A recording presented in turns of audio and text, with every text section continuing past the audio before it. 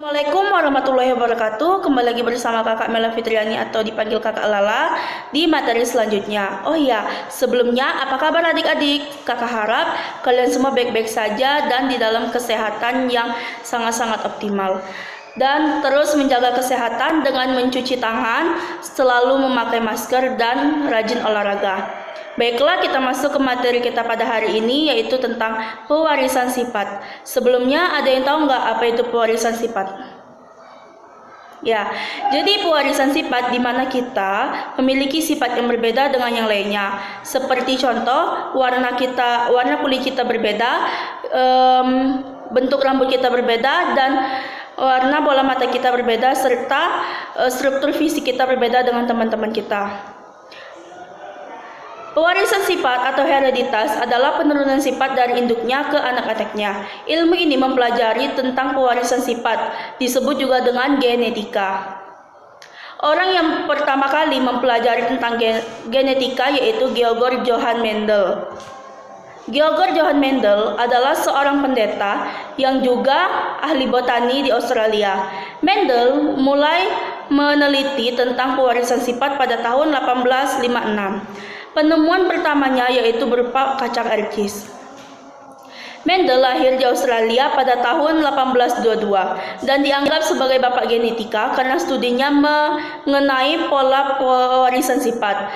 Dalam penelitiannya, Mendel menggunakan tanaman kacang erkis atau bahasa Latinnya Pisum sativum. Beberapa pertimbangannya adalah karena tanaman erkis memiliki masa hidup yang relatif singkat. Karena itu, mudah untuk mempelajari beberapa generasi dalam jangka waktu yang beberapa tahun. Selain itu, tanaman kacang erkis juga menunjukkan beberapa karakteristik yang berbeda. Karenanya, akan lebih mudah untuk mempelajari pewarisan sifat dari tanaman tersebut.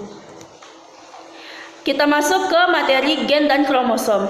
Gen ialah suatu substansi kimia dalam kromosom yang bertanggung jawab terhadap pewarisan sifat organisme. Istilah gen pertama kali ditemukan oleh W. Johnson. Fungsi gen antara lain sebagai berikut. 1. Mengatur perkembangan metabolisme individu. 2. Menyampaikan informasi genetik dari satu generasi ke generasi.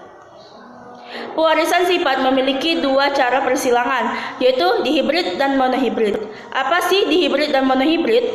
Dihibrid yaitu persilangan dengan dua tanda atau dua sifat yang berbeda. Sedangkan monohibrid di mana persilangan dengan satu tanda atau satu sifat yang berbeda. Misalnya, contoh dihibrid yaitu seperti kucing hitam besar dan kucing kecil putih. Sedangkan contoh dari monohibrid seperti kucing berbulu putih dan kucing berbulu hitam.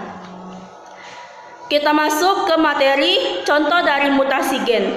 Contoh dari mutasi gen seperti albino, yang dimana albino merupakan penyakit kelainan gen yang disebabkan oleh terganggunya produksi melanin di dalam tubuh.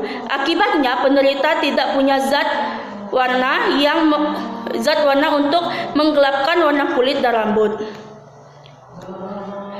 Kalian pernah kan melihat orang albino yang berkulit putih, berambut putih, dan bermata putih? Nah, itu disebut dengan orang-orang albino, di mana kulit mereka sangat sensitif akan cahaya matahari. Sebab orang albino itu sangat peka dalam cahaya matahari. Selanjutnya kita masuk ke hemofilia. Hemofilia adalah suatu penyakit di mana kelainan dari darah. Hal ini biasanya terjadi pada laki-laki. Namun, jika terjadi pada perempuan, bersifat karier atau pembawa saja. Kita masuk ke materi heterokromia. Adalah kelainan pada mata, di mana mata berubah-ubah. Contohnya seperti mata yang berwarna biru dan sebelahnya berwarna coklat. Hal ini sering terjadi atau disebut juga dengan kelainan iris nevus. Yang seterusnya yaitu ectodermal dysplasia adalah kelainan herediter yang jarang didapatkan, lebih kurang 7.000 kasus di dunia. Hal ini struktur organnya berasal dari lapisan ektodermal seperti rambut, gigi, kuku, dan kelenjar keringat. Perbedaannya seperti itu. Leginto adalah bintik hitam yang kecoklatan muncul di daerah kulit seperti yang muncul di daerah wajah, lengan, dan tubuh. Terima kasih telah menonton tayangan ini. Semoga ilmu yang telah kakak berikan bermanfaat. Kakak akhiri dengan mengucapkan wassalamualaikum warahmatullahi wabarakatuh.